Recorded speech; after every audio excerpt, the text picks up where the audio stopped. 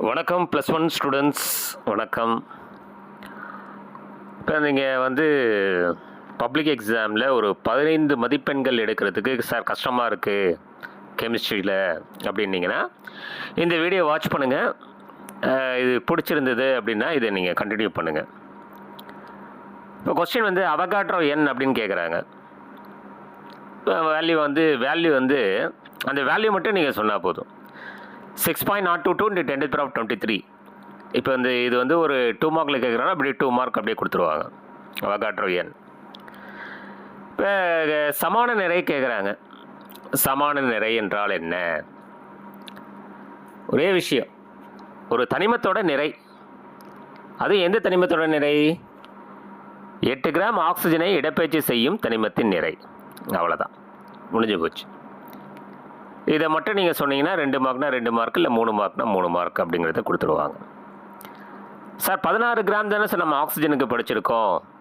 Sir 16 கிராம்ங்கிறது ஆக்சிஜனோட நிறை, 8 கிராம்ங்கிறது ஆக்சிஜனோட சமான நிறை. அந்த 8 கிராம் ஆக்சிஜனை இடப்பெயர்ச்சி செய்யும் தனிமத்தின் நிறையே அந்த தனிமத்தோட சமான நிறை அப்படின்னு நம்ம சொல்லலாம். இப்போ ஒரு மோலார் கன அளவு அப்படின்னு கேட்குறாங்க கொஸ்டின். அடுத்த கொஸ்டின் மோலார் கன அளவு என்றால் என்ன அப்படின்னு கேட்குறாங்க. ஸோ ஒரே விஷயம், 273 கெல்வின் 1 ATM இந்த அழுத்தத்தில் மோலார் கன அளவு என்ன அப்படின்னு பார்த்தீங்கன்னா 22.4 லிட்டர். இதை மட்டும் நீங்கள் சொல்லுங்கள். மோலார் கன அளவு என்றால் என்ன அப்படின்னா இதை மட்டும் நீங்கள் சொல்லுங்கள். மேபி உங்களுக்கு இந்த ஃபுல் மார்க் கிடைக்கிறதுக்கு வாய்ப்பு இருக்குது. சார் அடுத்து ஆக்சிஜனேற்ற எண் என்றால் என்ன? சிம்பிளாக ஒரு ஆன்சர். ஆக்சிஜனேற்ற எண் என்றால் என்ன? தனிமத்தின் மீதுள்ள மின்சுமையின் மதிப்பு. ஒரு தனிமத்தின் மீது இருக்கக்கூடிய மின்சுமையோட மதிப்பு, அது ஆக்சிஜனேற்ற எண். இப்போ உதாரணத்துக்கு Na+ அப்படின்னு சொன்னால் அப்போ ஆக்சிஜனேற்ற எண் +1. சரிங்களா? சரி, இப்போ ஒரு 4 கொஸ்டின் சொன்னேன். அவகாட்ரோ எண், சமான நிறை, மோலார் கன அளவு, அப்புறம் ஆக்சிஜனேற்ற எண். இது இந்த மாதிரி ஒரு கொஸ்டின் கேட்குறாங்க. வினை கட்டுப்பாட்டு காரணி என்றால் என்ன அப்படின்னு கேட்குறாங்க. ஒரே ஆன்சர் பாருங்க. வினை தொடர்ந்து நிகழ்வதை கட்டுப்படுத்துவது. வினை தொடர்ந்து நிகழ்வதை கட்டுப்படுத்துவது வினை கட்டுப்பாட்டு காரணி எனப்படும். அப்படி சொன்னால் போதும். அடுத்து மோலார் நிறையை அறிக. யூரியா. இது பார்த்தீங்கன்னா ஆக்சுவலாக அந்த ஃபார்ம்லாம் போட்டு மாஸ்லாம் கண்டுபிடிக்கணும். ஒருவேளை உங்களால் முடியல அப்படின்னா டைரெக்டாக answer 60 gram by mole. Acetone 58 gram by mole. Boric அமிலம் 62 கிராம் பை மோல். கந்தக அமிலம் 98 கிராம் பை மோல். இது நீங்கள் சொன்னால் போதும். அதாவது யாரெல்லாம் 15 மதிப்பெண்கள் எடுக்கிறதுக்கு ரொம்ப கஷ்டப்படுறாங்களோ அவங்களுக்காக நான் சொல்லிக்கிட்டு இருக்கேன். அடுத்து இது கந்தக அமிலத்தின் சமான நிறை. இது எவ்வளோ? உங்களுக்கு ஆன்சர் தெரிஞ்சால் 49 அப்படின்னு போட்டுருங்க. இல்லைனா கந்தக அமிலத்தோட மோலார் நிறை 98 டிவைடட் பை அதோட காரத்துவம் 2. அப்போ 98 divided by 2 answer 49 gram per equivalent. சரிங்களா?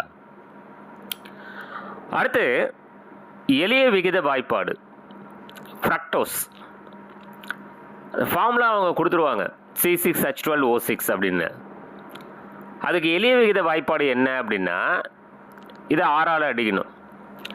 6ஆல் அடிச்சிங்கன்னா C1 hydrogen 2 oxygen 1 C1H2O1.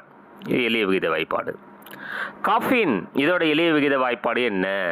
C8H10N4O2 அப்படின்னு கொஸ்டின் பேப்பரில் இருக்கும். C8H10N4O2 இப்படின்னு கொஸ்டின் பேப்பரில் இருக்கும். இது 2ஆல் அடிங்க. C4 hydrogen 5 N2O1. சரிங்களா? இதுக்கு மேலே சிம்பிளஸ்ட் ரேஷியோவை மாற்ற முடியாது. இதுதான் எளிய விகித வாய்ப்பாடு. அடுத்தது இதெல்லாம் பப்ளிக்கில் கேட்டிருக்காங்க. ஆக்சிஜனேற்ற எண் இப்போ அண்டர்லைன் பண்ணியிருக்கோம் பாருங்க. கார்பன் டை ஆக்சைடு அப்படின்னா சியோட ஆக்சிஜனேற்ற எண் என்ன? +4. H2Oவில் ஓவோட ஆக்சிஜனேற்ற எண் என்ன? -2. சல்ஃபூரிக் அமிலத்தில் எஸ்ஸோட ஆக்சிஜனேற்ற எண் என்ன? +6.